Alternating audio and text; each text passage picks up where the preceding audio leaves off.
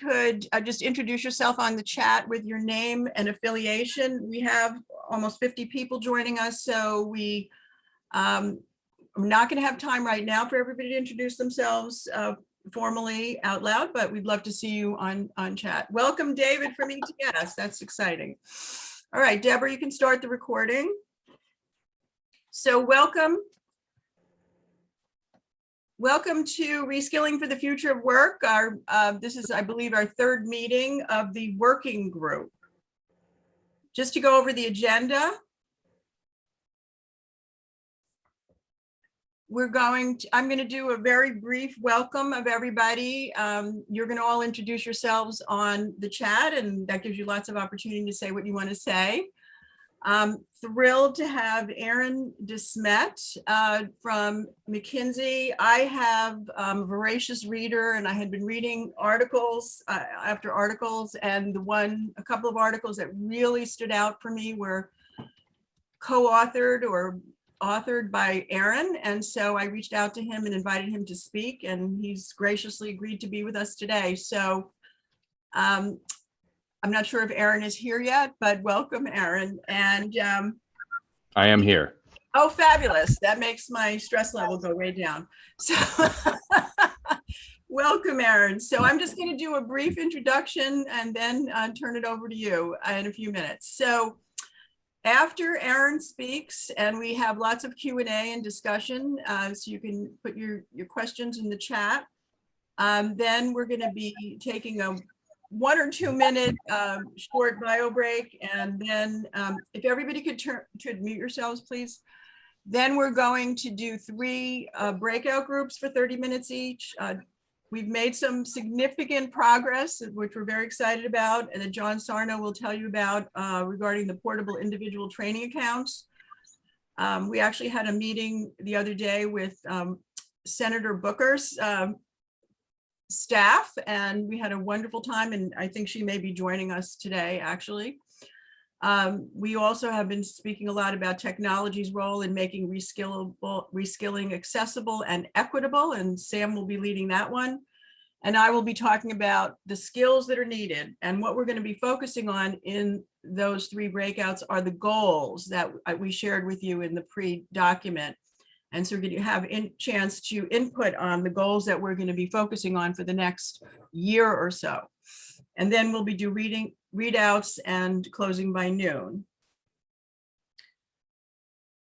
So just because there's some people that haven't been in these meetings before, to refresh everybody's memory about what we're doing here. So this started with our Future of Work After COVID report, which is on the link and in the Google Drive and table of contents.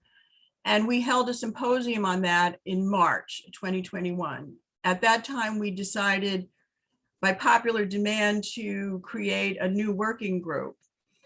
The overall intention of the working group is to create meaningful and equitable employment in the context of the future of work.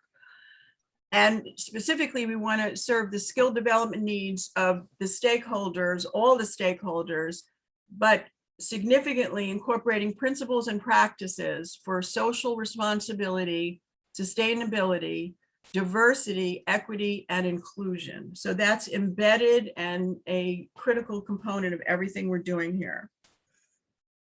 So the specific roles of the working group on the next chart is to, first of all, understand the current situation in New Jersey and the US as it relates to skill development. And we've accumulated more than 50 documents that have been researched by some very excellent people, including consulting firms such as McKinsey, PwC, E&Y, Deloitte, et cetera, as well as research by the New Jersey Business and Industry Association. You'll want to check that out, by industry. And we want to identify the critical skills that are needed for the next 3 to 10 years and understand how we can bring those skills to people, understand the barriers, the unconscious biases, and how to make skill development more accessible to everyone. And what we want to do is propose viable solutions that are good for people, the employees, as well as the employers and society at large. So win-win-win. And on the next slide, I'm just going to very quickly not go over this, but just to presence, RICSI, the Rutgers Institute for Corporate Social Innovation, came up with a 4-pillar model. And we are applying this as sort of the backdrop, the foundation for what we're doing here. And there are 4 blogs that are going to be coming out on each of the 4 pillars. So stay tuned. In the next week or so, we'll be launching our new website with these pillars. So for example, the portable individual training accounts falls within the advocacy, activism, and public policy area. And so the DEI and ESG and paying a living wage falls within the engaging in responsible business practices. And we're also talking about shared value, purpose-driven leadership, which I believe Aaron will be talking about today. So that's it. And I'm going to turn it over to Aaron, but I'm going to actually introduce him. And I believe that's the next slide. So not going to read his whole bio, but Aaron is, as I mentioned, the principal for the McKinsey, New Jersey office.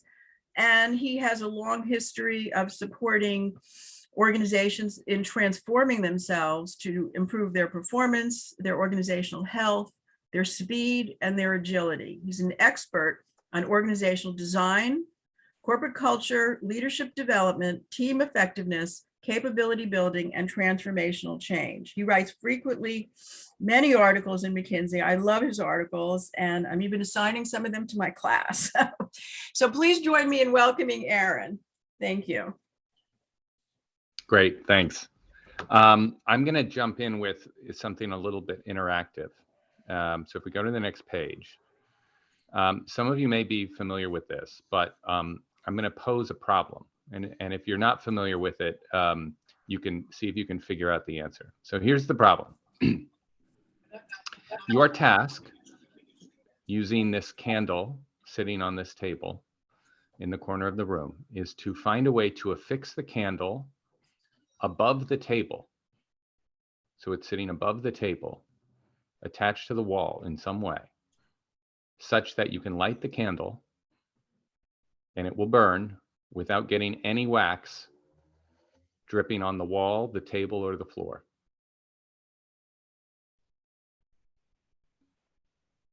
Does anybody know how you would do that?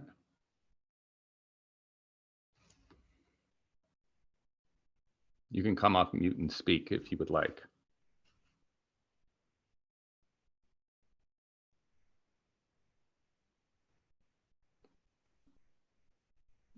Just as a hint, this is the audience participation portion of the program. So would you like them to unmute themselves and speak? Unmute, chat, whatever you want. Just tell me what you think. How would you affix a candle to a wall? And some of you might be familiar with this. This is a part of a research experiment that's been done for years. But if you're not familiar with it, I'd love to see if you can figure out how would you do such a thing? How would you get the candle above the table, light it so that no wax, as the candle's burning, drips on the wall, the table, or the floor? Good morning. I'm going to try. I'm not familiar with this, and I'm going to be brave today. Yes. So I would keep that box where it is and make sure it's close to the wall. I would light, burn the bottom of the candle so it's somewhat, and attach it to the wall and make sure it's dry. So you're gonna empty out that box of those push pins. What's in the box? Pins, tacks, thumbtacks, push pins. Oh, tacks. Box of tacks, book of matches. I wasn't going to use the tacks at all, but I guess that. Well, now that you've emptied out, now that you're using that box. But now that I see the box, I guess I could use the box, but I wasn't thinking about using the box. I was hoping to affix the candle to the wall and then burn it so that with it on a horizontal angle. And so when I light it, the wax would drain or drip, because the wax will always drip in the box. That might work. what the experimenter has dubbed the correct answer, if you go to the next page, is somewhat similar to what you're saying, slightly different. But it's kind of the same idea, right? You catch the wax in the box so that it doesn't drip. I think Mukesh gave that answer in his chat. Yes, exactly. Now, here's the interesting thing. This experiment was done in the following way. If you go to the next page, there were two conditions. One condition showed the tacks in the box. The other condition showed the tacks sitting in a pile outside the box with an empty box. Okay, now which do you think, who would get the answer faster? Experimental group A or experimental group B? Yeah, B. tacks, yep, B, exactly. Why? B, yeah, everybody's getting the right answer. B, yes. Why? Why is B? Why do we get the answer faster with B? All variants or everything is visible clearly. Yeah, when the book of matches is sitting there, you think of the match, and the book is just part of the mat, is just holding the matches. When you see the box of tacks, you see the box as just a receptacle. When the box is empty and the tacks are just sitting there, you say, oh, the box maybe is useful for something. So it's more obvious that the box gets used and is not just a receptacle. Whereas in picture A, not for everybody, there are individual differences, but on average, for most humans doing this, they are more likely to overlook the fact that the box can be used as a tool or instrument in solving the problem. Now, here's the most interesting thing and why I'm using this at all. Let's say you're part of this experiment and you're told that you're competing with others, okay? And it doesn't matter if you give a right or a wrong answer. What matters is how quickly you give the right answer, okay? That's what really matters, how quickly you get to the right answer. And if you are the fastest, I'm gonna give you $1,000. Now, when this experiment was done with college students, and they were offered half were offered an incentive, and the others were just try it and do your best. The incentive helped accelerate the speed with which they got the answer in one condition, but slowed them down in the other condition. In which one do you think the incentive helped, and which one did the incentive hurt?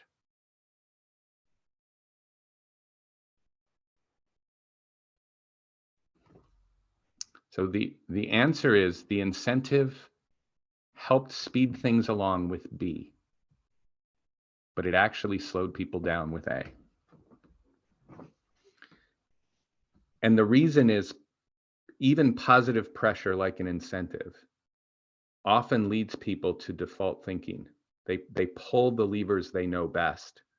They find obvious answers faster.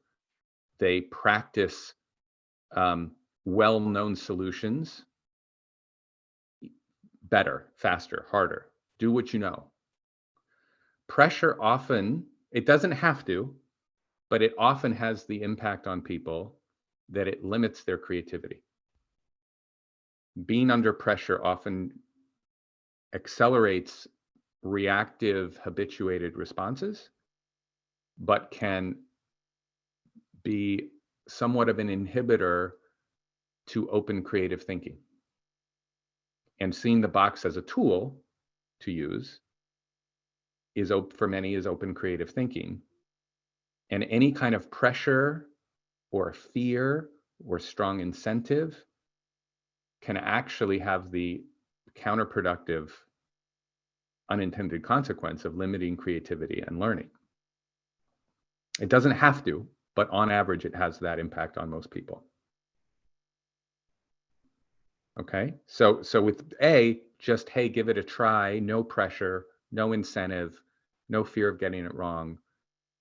Actually, that group did better with A, whereas the, hey, get it right fast, and you get $1,000, that helped go faster on B, but slowed down A. Okay, so why am I telling you this? Now I'm going to zoom out. Let's go to the next slide. The research we've been doing suggests that we are at a massive inflection point with how people work. The inflection point started within the last 5 years and has been accelerated by the pandemic, which I'll talk about in a minute. But I'm going to talk about these 4 big trends and why they're accelerating the pace of change and why the world of work is changing so dramatically. So one mega trend is connectivity. There was, for about 100 years, people have been talking about how it's a small world. You run into people you never would have got, oh, we know the same person, it's a small world. And there's been this term, the 6 degrees of separation.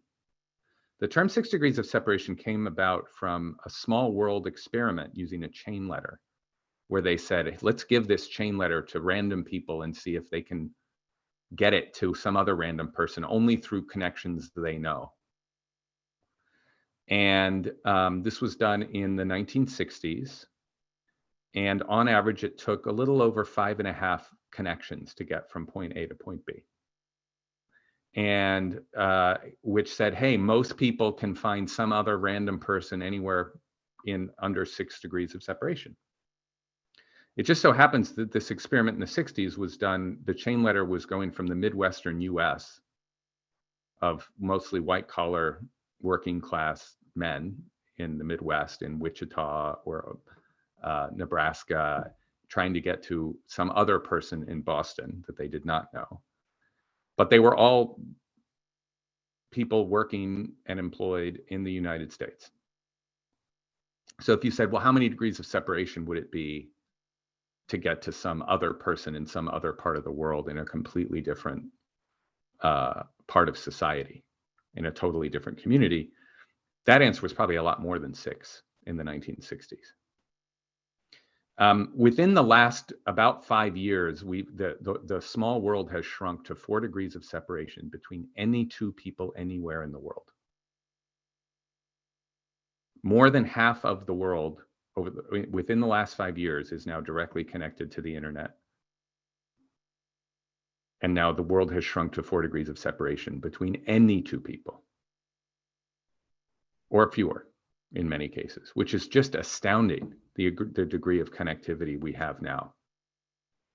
And this tipping point of connectivity has a lot of implications. It speeds up and accelerates change. Self-organized complexity and complex adaptive systems work off of connectivity.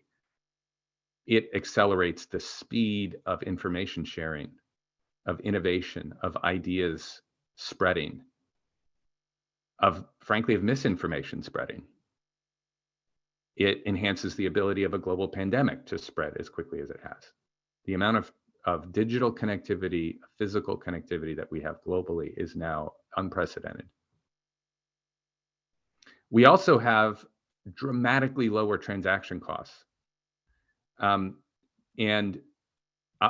reason this is so important is the dominant ways that we work today have been formed over the last several centuries following the first industrial revolution in the 1700s. And we've perfected that industrial model. But that industrial model, a lot of what ushered in the first industrial revolution was this great little book called The Wealth of Nations by Adam Smith, where he talked about division of labor and mass standardization of work and the benefits of an assembly line way of organizing and operating, and how essentially a bureaucratic hierarchy can govern that and employ a workforce to be dramatically more productive. It helped create a massive amount of wealth. But Adam Smith also talked about the great invisible hand of the market. And so economists started saying, hey, wait a minute, if the invisible hand of the market, of the free market, is so wonderful, why do we have large employed workforces? They were basically saying, why don't we have a free market gig labor economy? And the answer economists came back with was transaction costs. Getting many, many people to collaborate and to adopt common standards, it's just too hard. You need a boss, you need an employer to align all the incentives of all these independent workers and say, hey, we will pay you a fair wage and we will give you benefits, and and in exchange, you'll do what we ask you to do, and you'll do it the way we ask you to do it. And the transaction costs of independent agents trying to collaborate on a massive scale are just way too high. And that is why you would see, and you would expect to continue to see, large employed workforces by employers. And there's been two economists won Nobel Prizes on transaction cost theory of the firm. And in fact, one of them wrote a great paper knocking down pretty much every other reason why a firm with a large employed workforce would exist. Except they didn't really tackle one of the other reasons why it might exist, which is the social theory of the firm. And the social theory of the firm says workers work for an employer because they like to belong to something. They like to join like-minded friends, colleagues, others. When people go to a sporting event, they like to wear the jersey, even if it's a sport they've never played themselves. They're not part of the team. They don't own the team. They don't have any financial stake in the team. When they go, sit and watch whatever, pick your favorite sports team, the New England Patriots or the New York Giants, they want to feel part of it. They want to feel part of that fan base, part of that culture, part of that group. They wear the jersey, and they like to wear the colors of whatever the team is they're supporting. They want to be part of the team. They like it. They want to feel purpose and belonging and identity with that group. And that's the reason why people join an employer. Well, both of these have been at play for a long time, but until recently, the main reason was transaction cost reasons. People worked for a paycheck. The transaction costs have gotten low enough, and the gig economy is now a reality in a way that we are now right at the point where it is shifting, where the main reason why a worker will work for a company is not the transaction cost reason. It's table stakes. You still need to pay a fair wage and all those things, but now it's so easy to work somewhere else. And with the pandemic, people being able to work remotely, the gig type platforms existing on massive scales with places like Uber and Lyft, we're at the cusp of a massive change in why employers exist as within large employed workforces and why those employees would choose to work there. They're going to say, now an employee says, yeah, sure, of course, I wouldn't even look at you if you didn't offer a competitive wage, but I have lots of options. The best talent are going to say, tell me why I should work for you. What do you stand for? Who are you? What's your identity? What's your purpose? And we're already seeing the beginnings of attrition of employers who are not answering those questions, of helping people feel a sense of belonging, a sense of recognition, a sense of value, a sense of being part of a team.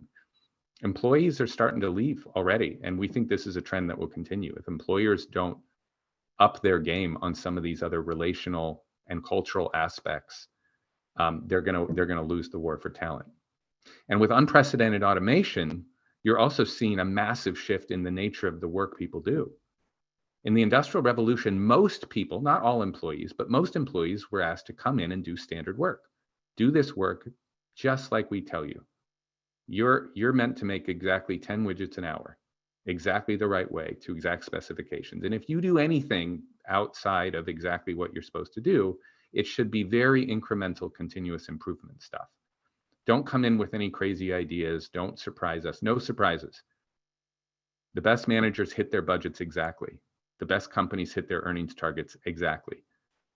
Maybe a penny, maybe they come in a penny better than predicted. But now we're saying, look, anything that's so predictable, that's so routine, that we can have an employee just do exactly what they're told, exactly how they're told, all that work's getting automated.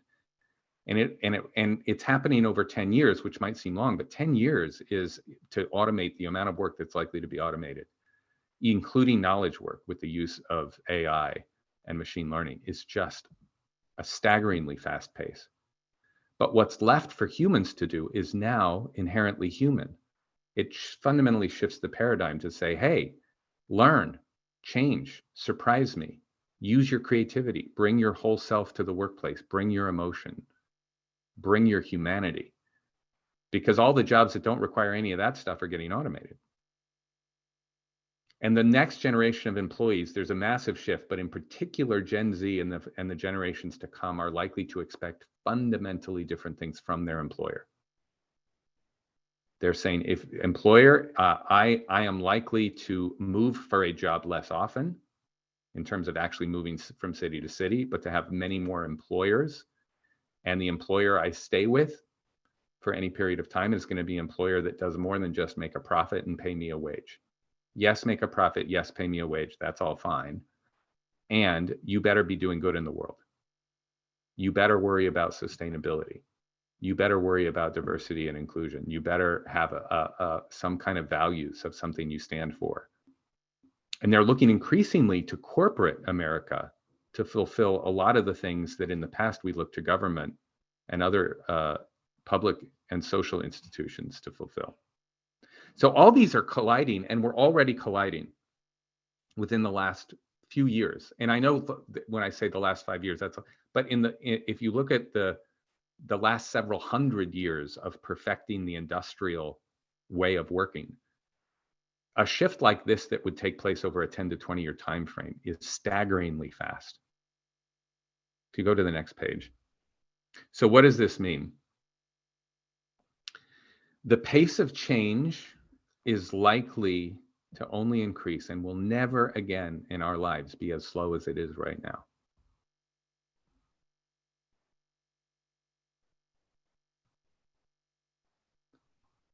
That's just an unbelievable thing to think about. I mean, it doesn't feel slow to me.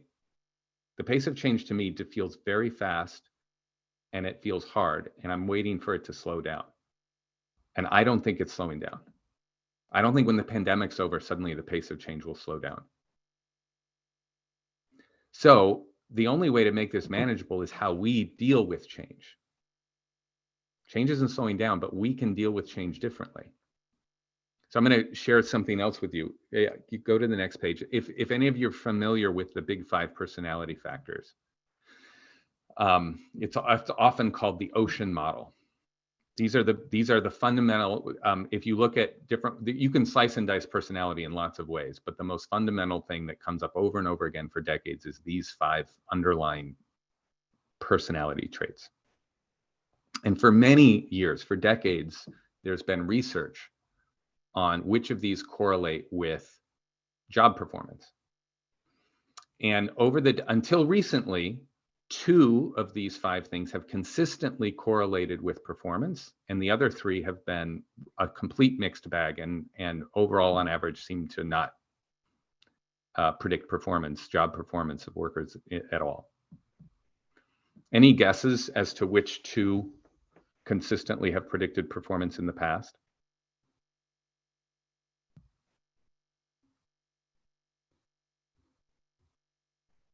The first 2?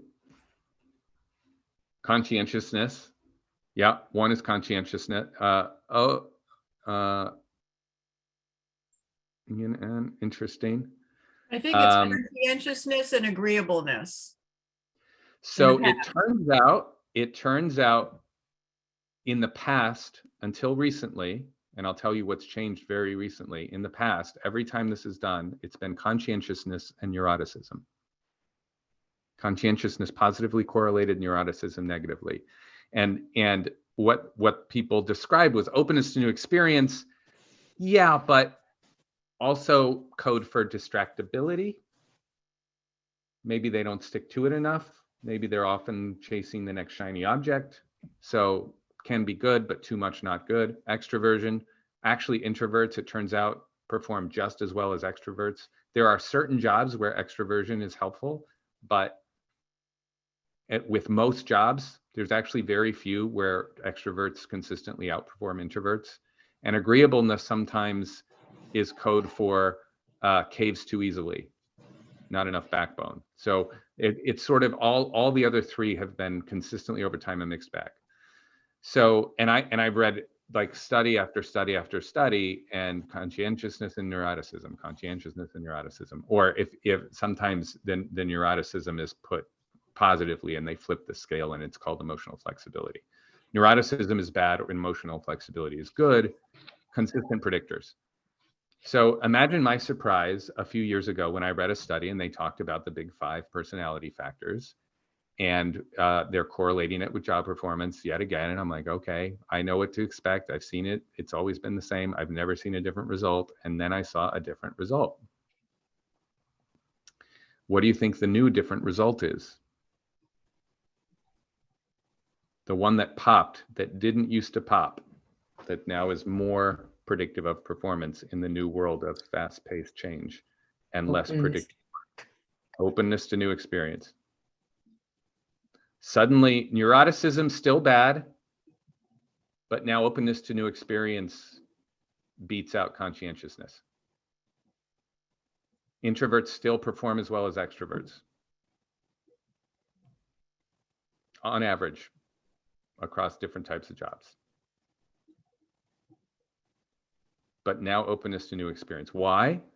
Well, conscientiousness is now a level of, hey, sticking to the same thing you know how to do, and just, it used to be if you were a salesperson and they'd say, look, if you want to sell more, knock on more doors. Just keep trying. There was a grit and resilience and stick-to-itiveness and just discipline, conscientiousness. That was the thing. And now it's like, well, that's still a thing, but it's not as much as openness to new experience. If you are not adaptable to change and constantly learning, you are losing out, because the world is changing at a pace that is just completely different. Neuroticism still pops, for sure. It's emotional flexibility is still really important. So but by the way, I know that doesn't seem like a big deal, but for someone who was reading this research for decades and had the same result every single time,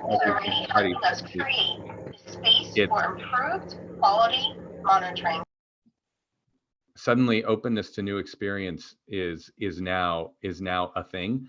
And it turns out openness to new experience is not just a personality trait. It is. There are individual differences that are somewhat stable over time, but a lot of the things that come with that are learnable.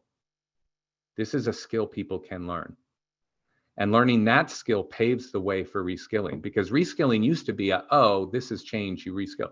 Now it looks like reskilling is not a one and done thing. You're going to have to constantly be really reskilling and upskilling your workforce, and workers are going to constantly have to be learning and changing what they know and what they know how to do. It's going to just be the new normal. And rather than have it be a big disruptive event, it's going to have to be something that we just learn to deal with. The challenge, as we saw with the candle problem, is a lot of times the pressure we put on people to go learn a new thing is the very thing that inhibits their ability to learn. So again, but that's something individuals can learn and say, actually, I don't have to deal with the pressure that way. There is a skill set that says I can cope with that pressure, whether it's positive or negative, whether it's a burning platform or a big incentive. I can cope with that in a way that allows me to still learn. And so we almost have to rewire our learning ability, our learning agility, our emotional flexibility, and our openness to new experience and adaptability to become better lifelong learners at a much faster pace. If you go to the next slide. And it's more relevant now than ever. So this is, crises typically find that people have a burst of energy, and there's this heroic response for companies that respond well, or organizations, institutions, for organizations that responded well. And many did. In fact, most did. More than 2/3 of organizations, from universities to for-profit corporations to government agencies, seem to have responded to the pandemic pretty well in terms of getting people working remotely, figuring out how to shift operating models. And for those roughly 2/3 of organizations that did that, their people said, yeah, it's amazing what we were able to do. It's amazing we suddenly went to virtual classrooms and learning, and it wasn't great, but it worked. We figured it out. We did stuff we didn't even know we could do.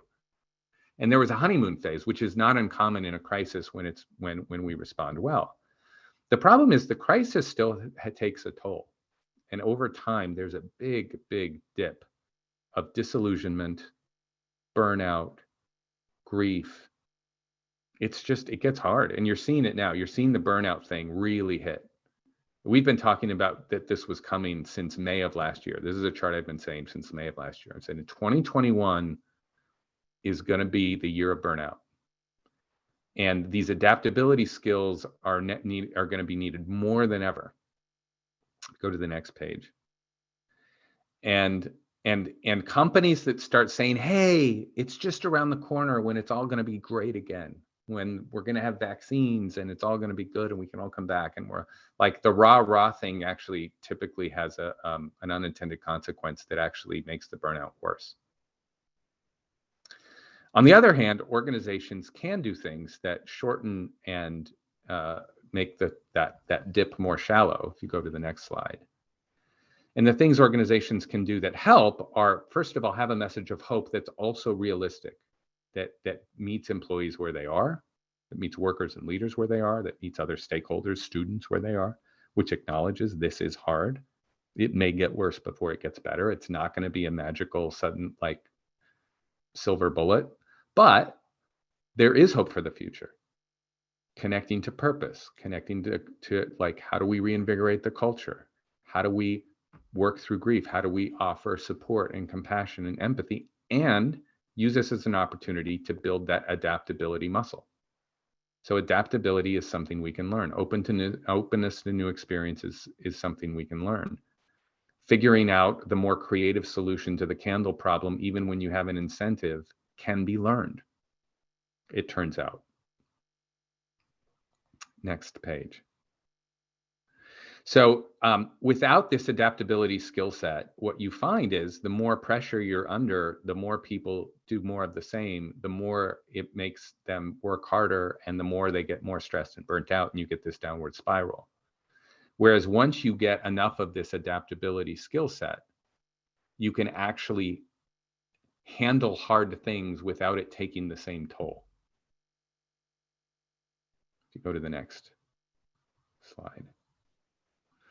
And the challenge is, this isn't a skill we tend to teach or that people tend to learn. We've often thought about it as a individual trait, like openness to new experience. It's just a personality thing that you're born with. If you look at Carol Dweck's work on growth mindset, you know, initially she was looking at growth mindset as a personality factor, but actually growth mindset, while there are individual personality differences, can be learned.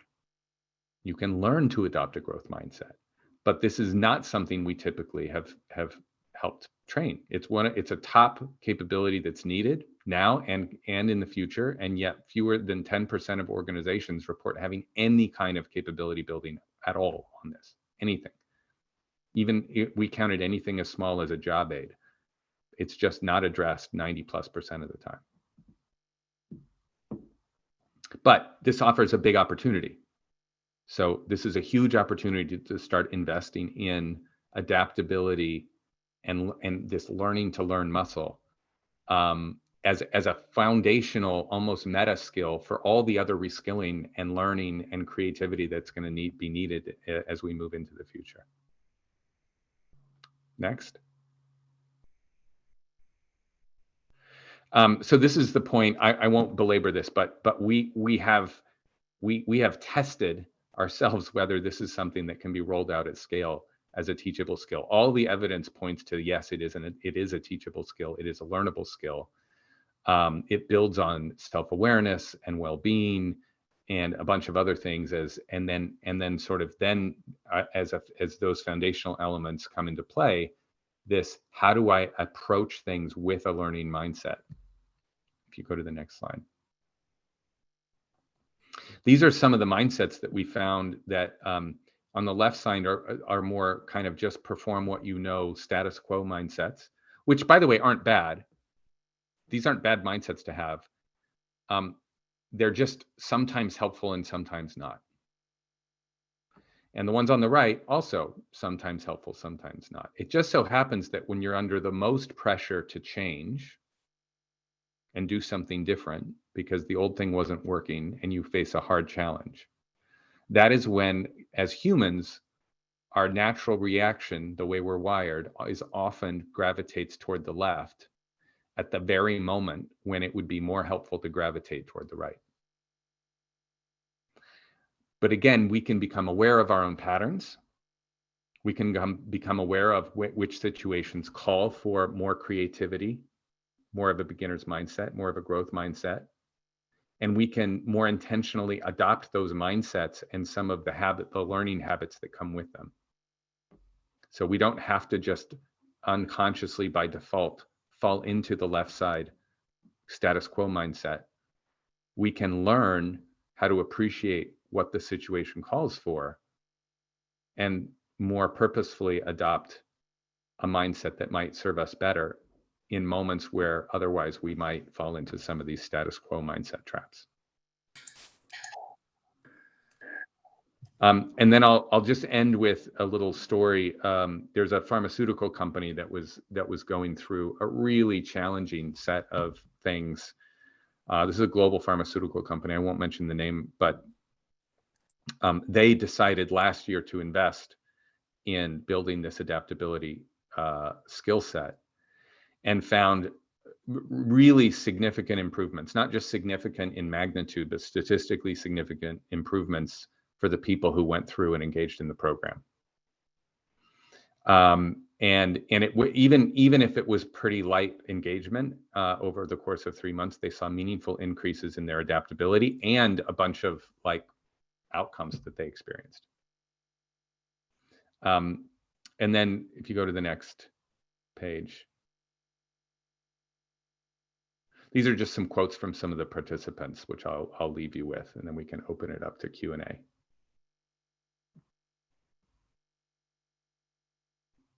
Rhonda, sorry, I haven't been looking at the chat. The improvement. We asked people who participated. This was rolled out to, at this point, about 5,000 people throughout the organization globally.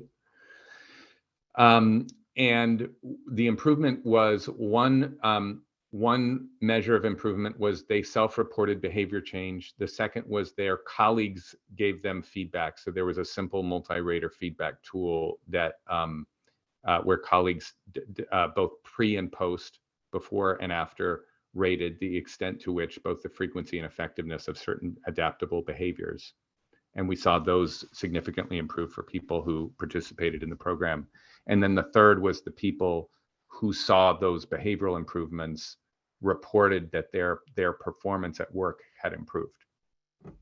So it's all subjective measures. They're rating instruments that we validated psychometrically, but they're all subjective sort of perceptions of employees and their colleagues and their bosses about how much behavior change they had and whether their performance improved.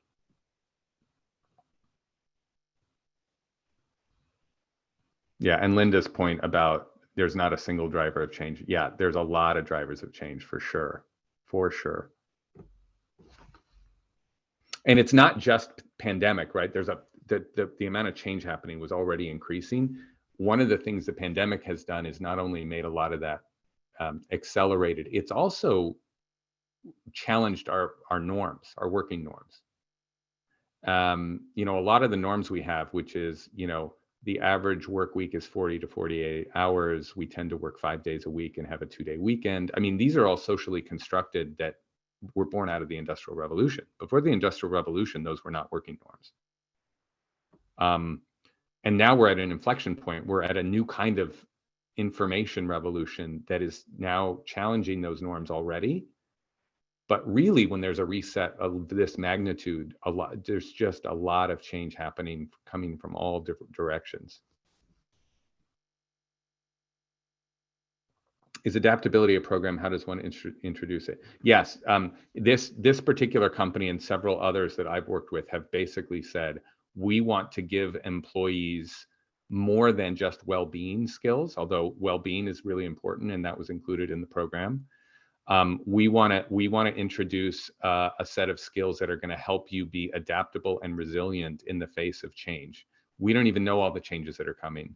And so they sort of had a communication. They started with their top 50 executives going through the program, and then inviting a next level of about 500 leaders and then rolling it out to about 4,000 plus 4,500 leaders after that.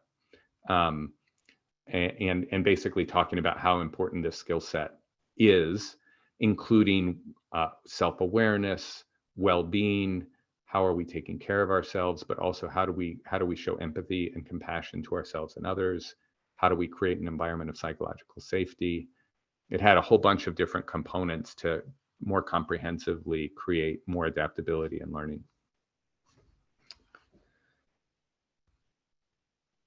Are there group individual? There are, yes, there are some differences across all those things. Yeah. But there are differences, but everybody can learn them. It might be easier for some than others, but everybody can learn these skills. And sometimes the folks that have a harder time learning these skills benefit the most from learning them.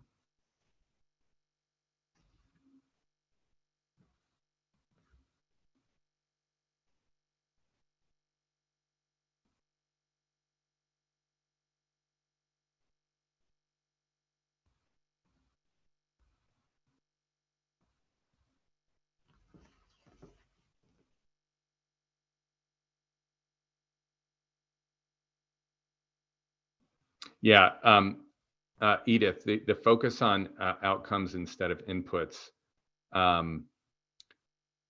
it's super important.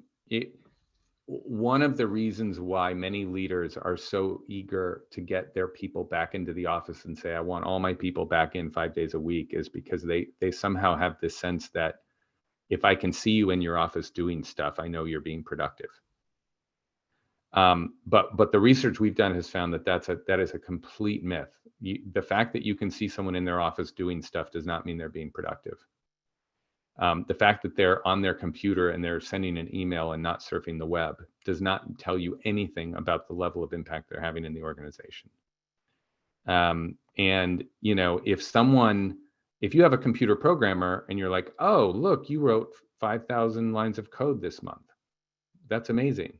Look at how many lines of code you wrote. Well, but what's the outcome? And if they could have gotten the same outcome with 1,000 lines of code, wouldn't that be better? Wouldn't we rather have the same result and impact and experience and functionality created with, you know, half the amount of code, or get the same result with half the number of emails? And so, you know, in the new world of work we're in the old world, in the Industrial Revolution, if it was a factory worker and you were a supervisor, you say, I can see how many widgets you made. You made 10, and I can watch it and I can see it. And that widget looks like it has a defect. And that's how people have learned to manage. But if you can manage to outcomes, not only does it improve your ability to manage and achieve those outcomes, it also allows you to empower employees in a totally different way. It's very hard to empower employees if the way you manage is to activities.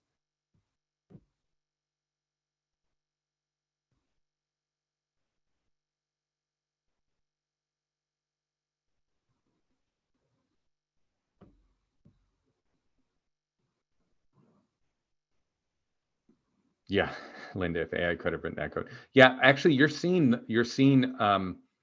some of these mindsets being taught in schools. It does have application even at younger ages, and in some ways, even in particular to less privileged kids and job seekers. Yeah. How can we apply adaptability to the client? I mean, I think it's huge. I mean, one of the first things that happens when you start trying to solve the climate crisis is people think about who loses when we start limiting fossil fuels. Who loses? And as soon as you're in that win-lose kind of mindset that can limit our ability to see the potential for new solutions. So the climate crisis has a lot of other components that need to come into play beyond adaptability, but certainly adaptability, because we have to change our habits. We have to change our consumption patterns. We have to change. There's so many things that have to change to keep, in particular, global warming from heat. I mean, if we get hotter by another degree, that could have potentially catastrophic consequences. But the only way to tackle it is we got to change. And the change is going to be hard no matter what, but we make it harder when we don't have when we default to status quo, and fail to practice those adaptability skills.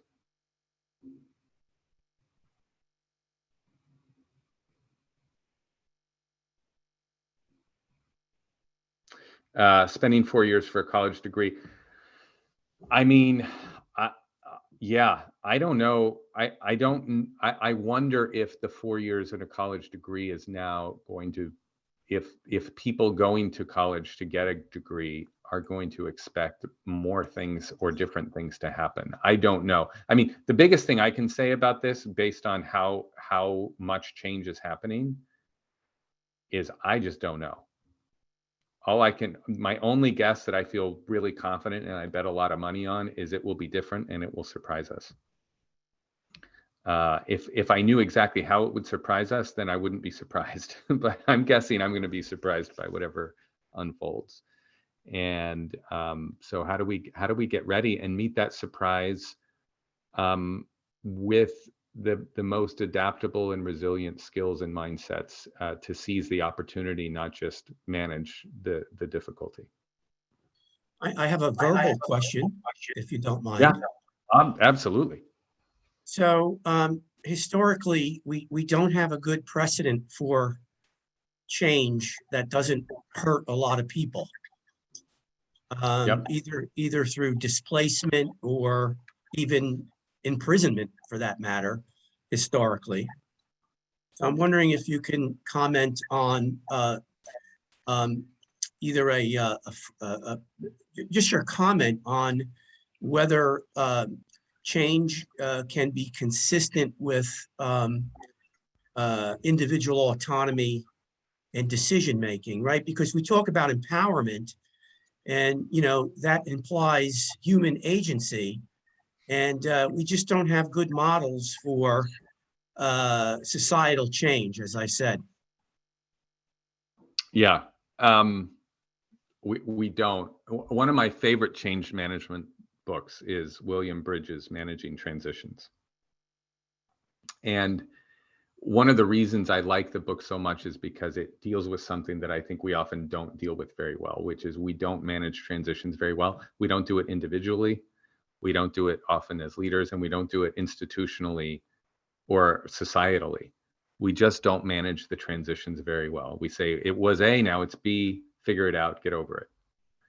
And I think there's a lot that we need to learn about how to manage those transitions, so that, because in the long run, a lot of times the change is better in general in the long run, but in the short run, you often see massive disruptions that make people's lives really hard. And I think we have to get better about that. And I think even organizations and institutions, I've been suggesting to many of my clients that they set up a talent transition hub. That's what I'm calling it.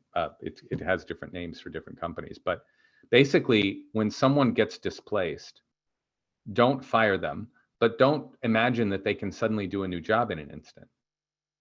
Put them in the talent transition hub, assess where you have gaps, assess what skills that they have and possess, and figure out what it would take to move them into a new job, and give them time to learn it and practice it and shadow and apprentice and figure it out. Because if they have a demonstrated track record of being a high performer in the job that has been displaced, if they know your company, they know your culture, they know your products, they know your customers, like if you hire someone new who has a skill, you're going to have to get them up to speed on all the other things.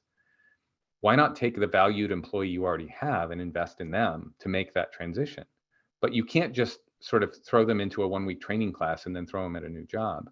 And it turns out that most companies are so poorly equipped to do that. If you ask them, what skills do your people already have? They don't know. They know some of the skills they have related to the job they're in. But if you say, well, what other skills do they have beyond the job they're in right now? They don't even track it. It's not even in their HR system. So one of the things we've been doing is, how do you go find out, what do people really know how to do? What foundational and adjacent skills do they already bring to the table that could be relevant for other jobs that might be out there? But yes, I totally agree. I don't have a better answer than that, but I think we have to get much better at helping manage those transitions. Thank you.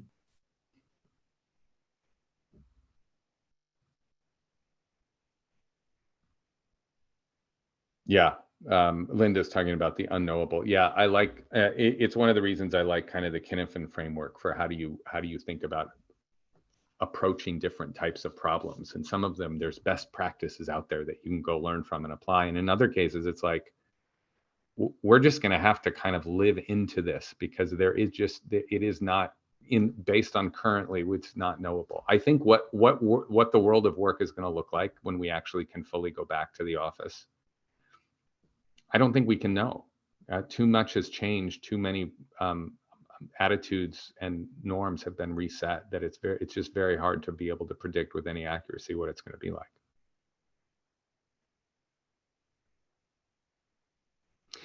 Edith, some companies are already making these investments. They're without incentives or tax breaks. They're saying, look, the amount of time it takes to onboard somebody into understanding how our company works and how we're set up and our complex operating model and the fact that we're a three-dimensional matrix and this is how we work and this is our values and our culture. If I have someone who's been somewhat displaced but is a good worker and smart and capable and talented, they're already starting to experiment with investing in those people. I think some of these incentives and tax breaks would help them do that even more, but I'm already seeing a movement of some companies to start to do this without those. And I think the ROI is there.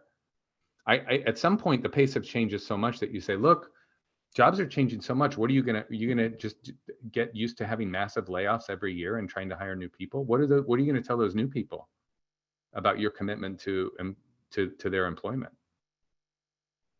If you're just doing layoff after layoff because the people you needed 3 years ago, you don't think you need anymore because the technology changed.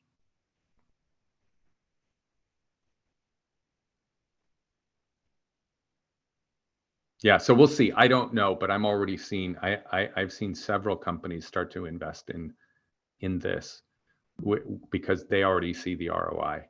And it's more of a long-term ROI. Yeah, the companies investing in this have more of a long-term outlook. The short-term ROI might not be there, but they're seeing a long-term ROI that they think is important for competitiveness.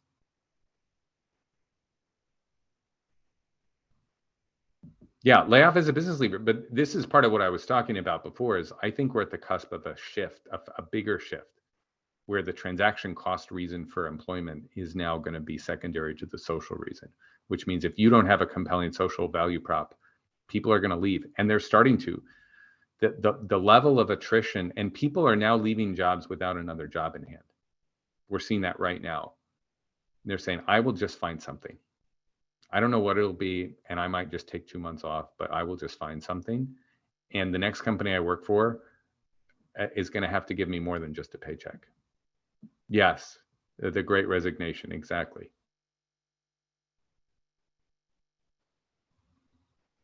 Yeah, that AT&T program you mentioned in the 90s is one of the exceptions to the rule for sure. I just wanted to ask somebody was asking if HR should take the lead in this, or what should the role of HR be? Yes.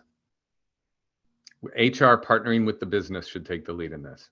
The business will need to decide what are the skills that matter.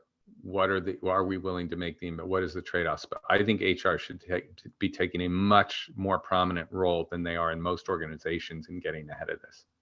Absolutely. And the other question was, what is the role of the CEO and senior leaders in role modeling adaptability? I think it's a must.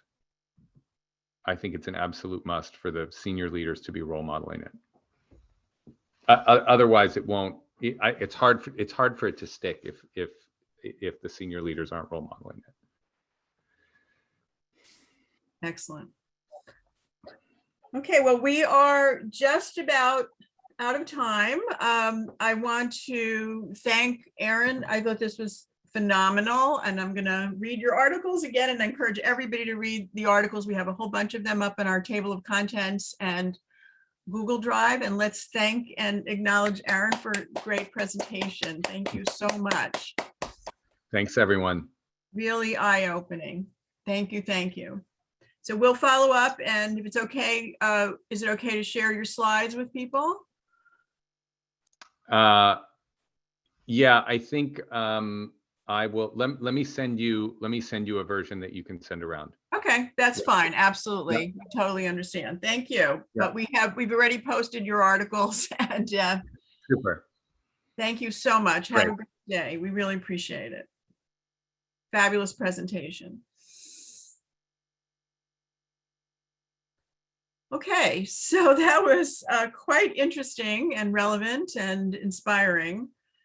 And what we're going to do now is form 3 breakout groups to have more of an in-depth conversation. You can introduce yourselves and talk about the presentation and also these 3 topics. So on the next slide, what you're going to see is what we envision doing during this is discussing in each of the 3 respective breakout groups the goals, proposed goals. John put together these proposed goals, and he could fill you in on some of the exciting things happening relative to the individual portable training accounts goals. That seems to be making significant forward movement in a number of different ways. Sam will talk about the technology's role in making reskilling accessible and equitable. And then in my group, which will be group 3, we'll be talking about the skills needed for the future of work. And those are the goals. So Deborah will put these goals that are in the Word doc we had sent you into the chat so that you can actually see them while you're having the breakouts. So at this point, unless there's any questions, we are going to move to the breakouts. Are there any other questions for the large group? We're going to be doing the breakout for a half hour, and then we'll be coming back. Be sure you have a scribe.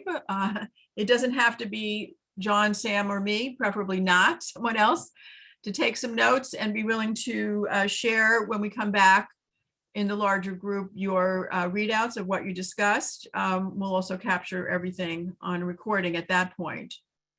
Your subgroup is not recorded. Okay, we're good. All right, we will see you in a half hour. I'll see you in your group. If you need to take a 1-minute break to join your group, and you have your choice of group, so Deborah's going to set that up, and you can join group 1, 2, or 3. See you in a half hour. Goals and what you're doing. Well, I have to say, the time that we were allotted didn't allow for much, but it was enough to reveal 2 really important and related factors.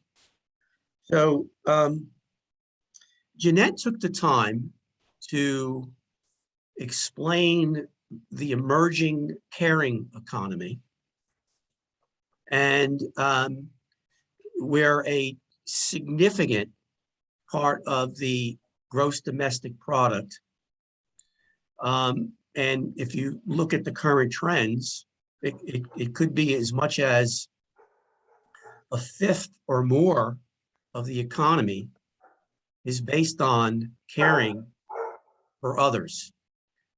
Given the demographics, global demographics of the increasing lifespans, a whole literally generational shift. And so the point here is that when you look at the goals, one of our goals is to start doing the focus groups and looking at the cross-section of industries that one of the, and if we want to call it an industry for the sake of a better term right now, one of those industries is really going to have to focus on this caring economy. And Jeanette believes, and I mean, we didn't have enough time to really get into the details, but clearly we see the role of an individualized portable training account for folks in that industry, in the caring economy, as being indispensable. So that was a really tremendous takeaway. Related to that was, back to Aaron's presentation, which was so thoughtful. And so, he mentions the drivers of change, increased connectivity, lower transaction costs, automation, societal expectations. The missing aspect, I guess, if we really wanted to now put this insight into that analysis, is the demographic transformation, which is just as profound as the technological transformation. And that, of course, applies to climate change, as you know, and any other sort of major systemic issue that change model could apply to. So that's I think that was a really wonderful takeaway from our discussion. The other sort of question that emerged was the monies, the account itself and the funds that will go into the account. Now, if it's the employer money, then there's going to have to be some parameters, right? But when you look at some of the social determinants of development, human development, workforce development, skills development, the learning that Aaron talked about, there are other issues of emotional health, wellness, work-family balance. So I think it's a legitimate question to ask whether the training accounts will just be narrowed to a kind of tuition-based account, or whether that account might be able to be used for other services that would be totally linked to the outcome of the training. So that was the other sort of takeaway from our discussion, which was a really good question to ask as we continue through. Very interesting. Okay, we'll come back and discuss it after the other, as a large group, after the other people have a chance to share. Sam, do you have someone to share, or is that you? We do. Juana is going to take over and share the learnings from our group.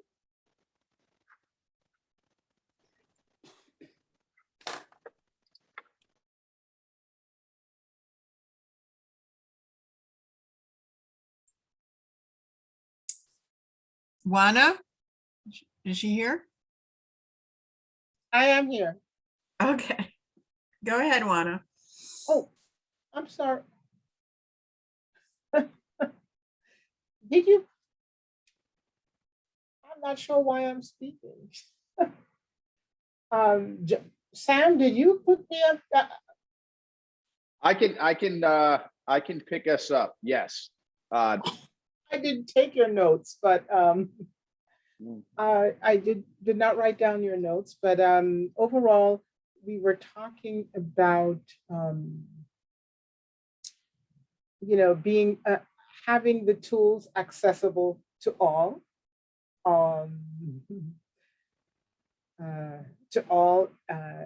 regardless of where you work and the type of work you do, pretty much. And I'm surprised you called on me, because I'm not in business. I'm a physician, but I think a lot of what we talked about is quite applicable, because I had to retool myself to become adapt to some of the technology, and as well as where I see a big lack, which is applicable for what you guys talk about, is that the individuals who we need to reach are not tooled or not equipped to use the technology.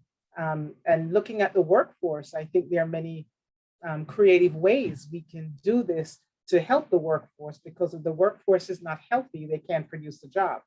And you know, we can find ways to retool individuals in the workplace to even have remote healthcare and education on their healthcare. Sure, yeah, and I think on top of what Juana said, you know, we got through 2 out of 3, so I think that was a win of the questions we wanted to get through on the future of work technology side, defining what is a future of work technology, which is one of the elements that we were focusing on as part of our breakout comments. A few comments that came out. One is the applications, not necessarily just the hardware, should be considered and essentially drive the workflows for reskilling. So, from a design perspective, thinking about the actual software applications on the hardware. It was made a point that mobile is, quote, first and foremost where we need to go, was a comment that was made when we get to the hardware side. And it was also said that we need to allow the learner to self-direct and put the learner at the center. So that was some of the big highlights, big takeaways from the what is the future of defining what is a future of work technology. And on the simple of establishing trusted metrics for public-private sector success, we had kind of 2 camps. We had one talking about the existence of strong metrics that exist that we can point to, like employee turnover and employee retention. A point was made that we should measure to something the CEO and COO cares about first. And then the other camp, which again talked about productivity and looking at the exploration of maybe some of the non-measurable metrics or subjective points around how we think success looks. Was also a final point that we should also not just address training in context of a worker that's already employed by a brand, but we should also consider workers who are freelance, solo, gig, in between work, and consider metrics to measure success for that audience as well. Well, fantastic, excellent, and thanks to Juana for also sharing. Okay, Priyanka Patel, why don't you introduce yourself and tell us what we discussed in our group, which was a lot of robust discussion. Go ahead. Yeah, hi everybody. My name is Priyanka. This is my first meeting here. Thank you for having me. I am a 2019 Rutgers alum, and I also now work for a startup that develops sustainability training for managers, employees, unemployed people, to help them work on developing what they need to transform business towards sustainability. And so there's a lot of overlaps that I've heard. One of the things that, before I get into what we talked about really quick, one of the things, Sam, that you just mentioned in how you define future of work and technology, really that idea of putting the learner at the center, or the person at the center, is important. In some of the research that we've done, giving a lot of autonomy to the people who we are training is really important for many reasons. So I definitely agree with what you were saying. In terms of what we discussed during our breakout session, so we had some good discussion around how we can take what Erin was talking about with adaptability and put it towards this research and defining these skills. And so some of the things that have come up in our discussion on skills that companies we've learned from our representatives from J&J and Deloitte are really along the lines of learning agility, leadership skills, coachability, all of these skills that are not necessarily, do you know the procurement process, but more of, can you figure out this information really fast? Can you learn really fast? Can you think in different ways? Can you lead teams? Because you can train employees on the procurement process, but I would assume that it would be a little bit more difficult to train people right off the bat on coachability, for example. Some other words that kind of came up were tech savviness. In this world of ever-changing technology, definitely important.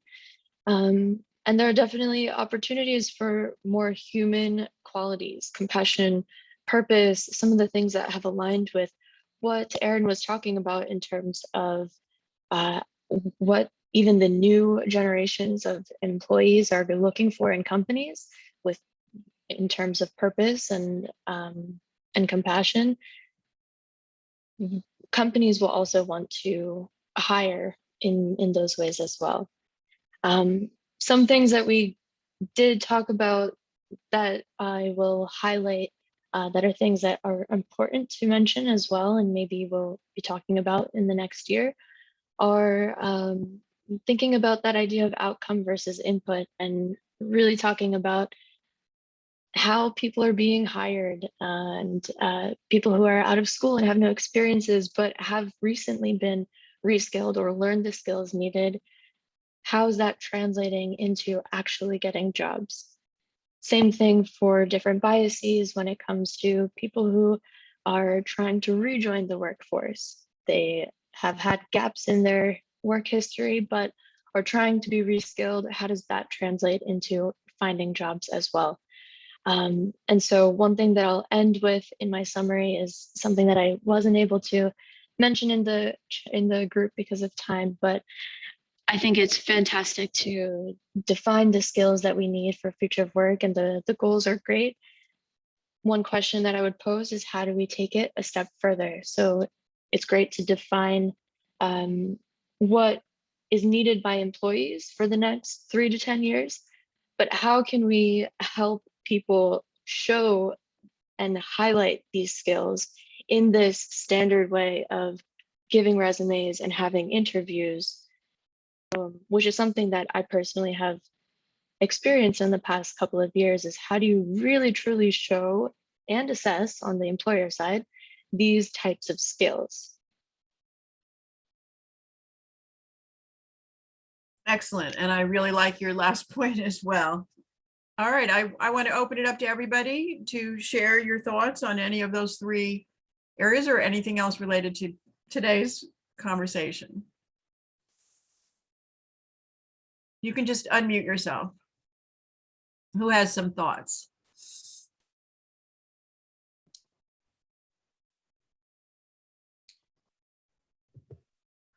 I'll just start by saying I think what Priyanka was just talking about is so spot on with the aspect of the skills, and the procurement process she was just talking about, how you don't need to understand that, you need to have that skill capability to be able to work within it, and the tech skills. So I mean, I love your summary. You're so spot on in terms of where things are going, and even the discussion about out of the workforce in the workforce. I think all the topics, the portability of skills, as we look at the corporate life of being able to go from job to job to job. Why do I have to take the same course at another job that I've already completed? And that's going to be a blockchain conversation. I think that's going to be a organizational understanding. I think about the resumes as they are probably evaporating, much like the college experience, the way it is all changing. I think this has just been a very dynamic conversation. I love lots of the points that are being brought up. Fantastic. So I think the role of HR is going to be incredible to redefine how we assess, how we hire. Everything I've ever done in my HR career needs to be transformed. Who is speaking? Hi, this is Nirmala here. I just wanted to add a couple points too. So I was in the defining the skills needed for future of work group. And I love the goals and everything that's been set up for the group, especially the part where we would be ending with designing and implementing workshops. So I think that brings the theoretical part to the practical output, and that's really vital. The one other thing I do want to touch upon is, while there's a lot of jobs available and people are not able to fill in, there's also another side to the coin, and there are a lot of people looking for jobs and they're not able to get it. So I wonder if we can touch a little on what is that disconnect, why is that happening, and if we could address it, right? So it might be something small, like it's theoretically really nice, and I'm going to touch on what Teresa said, right? Like, we're not looking for procurement skills, but we're looking for transferable skills. But when I go for interviews, I don't see that happening, right? Like, I don't have certain skills specific to the job, but I can do it. How do MBA students or any student bring those elements up to the front, right? To those employers and say, hey, I'm adaptable. I am, willing to work hard. How do you show that? And how do you convince people? And I think that's a big struggle that's happening and possibly causing disillusionment and, people just giving up and saying, I don't want to even look for a job. It's not worth it. Would you be, and sorry, this is David Shore from ETS, interested in validated assessments that could prove that you do have XYZ skill, whether soft skill or, a technical skill? We hear from employers all the time, I don't need people with technical skills because I have a million people here who can train them on those. I need, people who play well with others, show up on time, and think critically and out of the box and all of that. So we're designing assessments right now to get at exactly that, so that people show up and can show employers, hey, I do have, verified by the world leader in assessments that I have these skills. And we, is that something that would be of interest? And John, I think I see you speaking or trying to speak. Sorry. Is that a question I'd like for to, me, David? I'm sorry, go ahead. Yeah, sorry. I saw John speaking while I was speaking, so I thought I'd address that. No, Yeah, I was thinking out loud, but I do have that's such a great point. And it's so related to the training accounts, right? Because we have proxies for that are not oftentimes not that useful, right? We have a college degree, right? As a proxy for that. We have, so it's really a credentialing issue. And so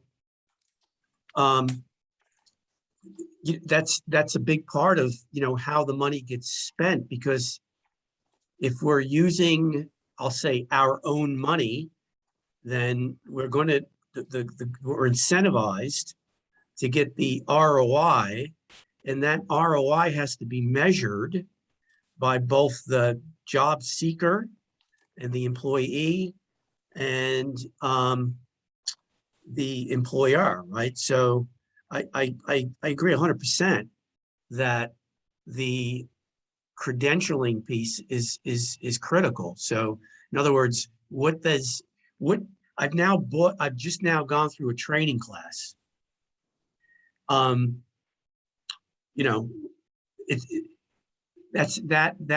Makes me more marketable in theory.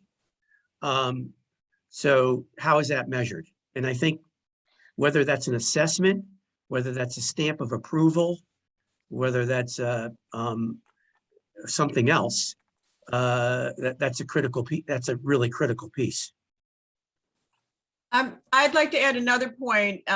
Linda and I had run a Department of Labor funded program to help people who were long-term unemployed transition into the green economy. And what I observed from that was that people don't always know what their transferable skills are. It took us 3 or several months for people to realize what they bring to the party. Because they're so demoralized by being unemployed for a long time and having the door shut or not even be responded to and sending thousands of resumes, A, and B, they don't know enough about the new world of work to recognize where their skills may be able to contribute. So it was a confidence issue. It was a real challenge. And Linda, who's here, did a phenomenal job of coaching, doing the career coaching to help people realize what gifts they bring. And the workplace is so harsh and such a damaging to people's self-esteem and sense of confidence and confidence that I would say people don't recognize and haven't been afforded the opportunity to recognize the gifts that they bring as human beings. And that's really what I think we need to focus on, is restoring that. And the entire way we go about it is, and I was an HR director, hired thousands of people, and I think we need to rethink that whole process. Linda, did you want to add anything to that since you experienced it as a career coach? Yeah, I think there are a couple of things that I would add that go along with just about everything that Aaron was saying, and that is the need to get out of the box of this is the way it has been done, so these are the expectations I have. And so that's not only for the companies, but for the employees. If you're going to be able to tell the story of your skills in a new way and relate all of the experiences and skills that you've built up over a lifetime to the employer, when those are not the skills that they have traditionally been looking for, you need to be able to appreciate those within yourself. And that's what Gina's talking about with the building of the confidence that people have in their lived experience competencies. And that's another skill for the people, but also for those of us who are doing the training of people. Absolutely. Who else would, oh, Arturo, you have your hand raised, sorry. Go ahead, thank you. It's going to be a very quick one. I was involved some time ago in some project of training immigrants, and they were doing low skilled work, and they were offered the opportunity to learn English as a second language, just to help them to move up in the organization. Now you can communicate, you can move forward. The biggest challenge was the schedule of the training. And this is what I mean by that.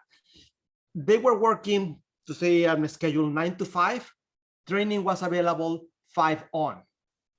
They couldn't not stay for the training because they had other responsibilities, including home giving care responsibilities. So if the training happens within the work hours, it means that it might be paid by the employer and this will be part of the job.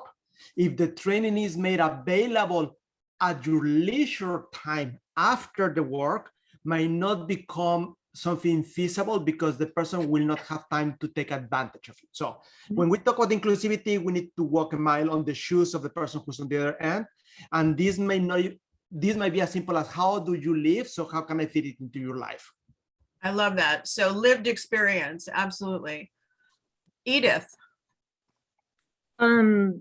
Thanks, Professor Ward. So, one question I asked of Aaron, and he said he does see companies that are starting these internal sort of training resource groupings to reskill people rather than lose them and have to rehire new force.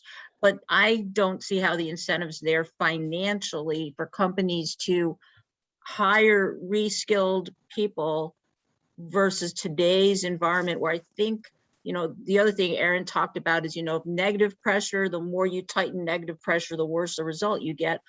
I sense the negative pressure on HR is screen out as much as you can, screen out as many of the thousands of candidates. And so people who don't meet the 10 qualifications, no matter how great the reskilling is, they're out.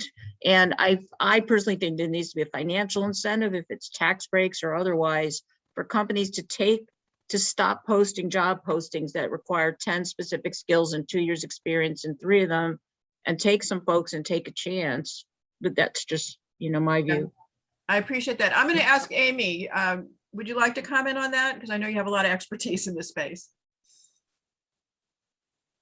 Yeah, no, I think what's really happened, particularly since the last recession, is that risk has been shifted to employees from employers, so that companies don't want to take the risk. HR departments don't want to take the risk. You're exactly right, Edith. I think that at the end of the day, you've got to do something to shift the risk profile back so that companies take risks on workers to develop them and move forward. And is that long-term measurement of, return on investment in your human capital?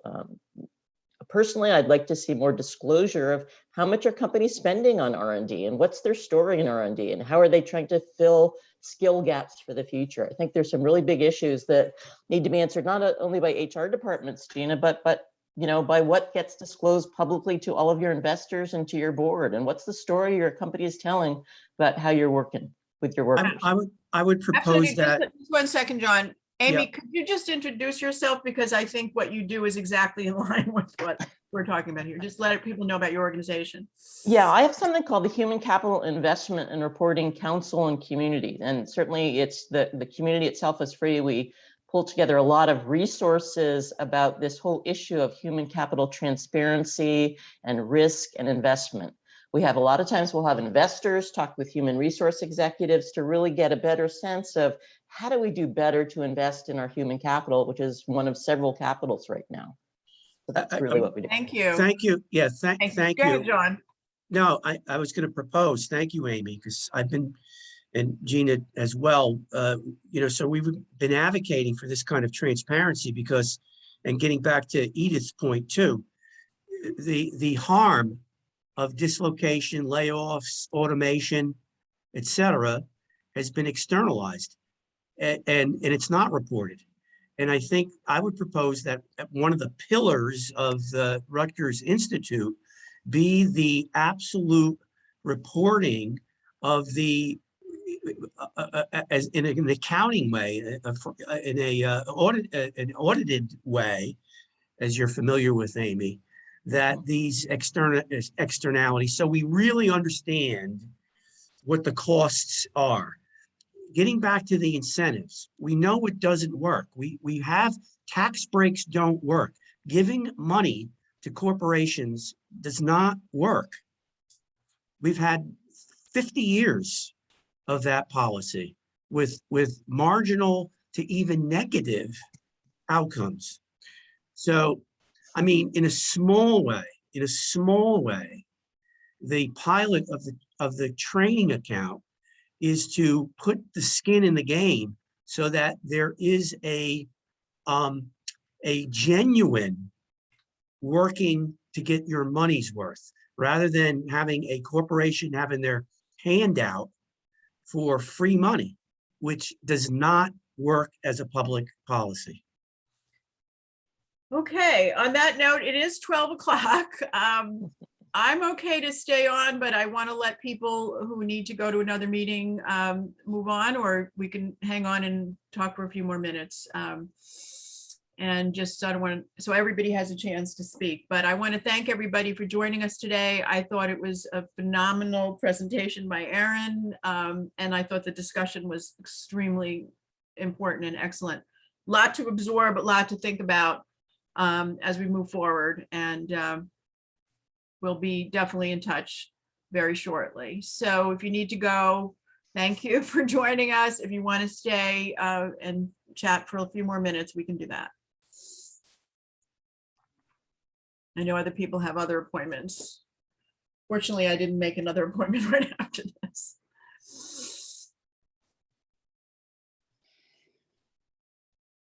Thank you. Hey, Boris, I didn't know you were here. Did you just join this group? Or were you here the whole time? Hey, I was able to join just on the cusp of it. This was very fascinating, very interesting. Okay, unfortunately, I couldn't join earlier. I wish I did. Oh, well, it'll be, it was recorded, and we'll send out the recording probably within a day or two. Aaron's presentation was incredibly inspiring and interesting, and the discussions were very powerful. Lots to talk about. Jeanette, are you raising your hand? Yes. Hi. Yeah, I guess an observation about this morning is that we have tackled some very critical issues from an individual perspective, from a organizational functionality perspective, like HR or a CEO. We've talked about line managers who are using what we might consider old ideology or methodology about how they're deciding if a person is screened in or screened out. We've talked about how do you get things to change. And I want to just take all of those very rich points back to the leading discussion, and that is that we are in one of the most significant transitions in 100 years. And to assume that people can do better today assumes that somehow they know what better is. And we don't know what better is, because for the most part, we have lost our ability to do, I hate to use the word, but I will, strategic planning around organizations and the workforce, because for the last 4 decades, we've been downsizing and resizing. So unlike when we had, Amy's laughing, unlike when we had labor shortages, organizational capabilities don't think like Bell Labs did, that you have to get the crown jewel and you continue to grow them until they, get to the, to the black hole. Organizations don't think that way because the people who are running businesses today were not trained that way. Now, I always bring up the whole longevity and care society. Child care is not the same as elder care. We're training an organization. We're training employees. Right now, we're training almost half of our employees to be family caregivers. They shouldn't be. But you go and talk to a line manager and they're trying to make you be a better caregiver to go home. Well, can we afford to have 70% of our workforce going home on a leave of absence? Yes, it would be nice to have an account to bring training with us, but don't we want employees on the job? What we're talking about are all these little things that say, maybe we need to take a little step back and say, if we were to put together a framework at a corporate level, at an organizational level, at an individual level, what would it look like? Because right now we're having conflicting conversations and we can't solve anything without some common language and a common framework. So I just want to put that out there, that we're digging since last March, we're digging deeper. It might be an appropriate time to take a step back and say, maybe there are more people who are ready to have this transitional discussion, because I think the labor market is getting stuck. I think employers are getting stuck and they don't know how to get unstuck. We're after COVID crisis, but we're not really, because we have nothing to go to. So everybody's arguing and arguing around language. We don't know where we're going. And if you don't know where you're going, any road will take you there. We don't want that. We want to have a pathway to get there, and we don't. Thank you. I concur with what you're saying. Very interesting. I see Arturo has his hand raised. Very quickly, there's a couple of 3 issues that I think that we may need to consider as part of this structure. One is when we talk about life work balance, and we talk about empowering the employee to work at their leisure, we need to be mindful that sometimes what we're actually doing is saying, take away your free time to be ready to work for me more. So that's number one. So we need to be mindful of that. Number 2, we need to be mindful that when we talk about reskilling employees, we're actually saying, let's get people to train to perform labor so they can keep running to stay on the same place. So if you don't reskill, you are going to get fired. So this is what you need to learn to keep the job that you have. That's right. So, and number 3, we need to be mindful that when we talk about, and that goes, before I go to the third point, that has a second implication. Are we focusing on training human capital? As in, we're also looking into have people in creativity, innovation, and some that's right. a locus on their work, or are we training labor? As in, we're looking for bodies that can do performative jobs. That's right. And finally, we need to be mindful that when we talk about training, we need to be mindful the work that is being developed. So it's not how do we train people to those works that they are to get, but how we are reinventing work. So it should be a hand-on-hand, left foot, right foot when we invent the new jobs, when we conceptualize new ways to perform at work. That needs to come on hand with the way that we train people to perform. I think that's brilliant. And I think what we are talking about here is reinventing work as we know it. We literally are talking about that, reinventing the entire world of work. I completely agree. All right. Any final comments before we close here, Linda? Yes, yes. And it goes along with reinventing work is, are we actually doing the right work? You know, reinventing the wrong work isn't going to help us. That's right. And the elephant in the room that really hasn't been discussed here is the pervasive, episodic, ever increasing climate change and climate weirding. And to deny that that is affecting work and the economy now and is going to much more in the future, in our lifetimes, is going to put us in an untenable, unsustainable position. So that if we on the East Coast today think, oh, all we got is a few floods, talk to somebody in California who couldn't work because the whole economy in a town or a region was wiped out by fire. So this is happening more and more and more as we have climate weirding. So that part of reinventing work is to take climate change and sustainability and economic and environmental sustainability into account, bring it into all of the conversations. Absolutely. Couldn't agree more, as you know. And we have some experts here, including our business as well as Priyanka's from France and other people and things we teach. So wonderful discussion. Thank you, everybody. Any final comments before we close for today? Thank you. Lots to think about. Feel free to send additional documents and as well as comments. Just send them to Deborah and me, RICSI Director, and me, and we will capture them. We'll share the recording, we'll share the notes, we'll share the PowerPoints, we'll share everything and keep working.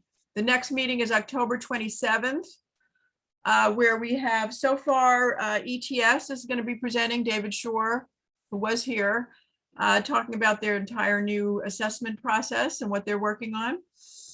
And we'll continue talking about these other topics and do more work between now and then. Anyone who wants to volunteer to help, please reach out because we need help and your support. Thank you. Thank you. Thank you, everybody. Bye. Thank Have you. a great day.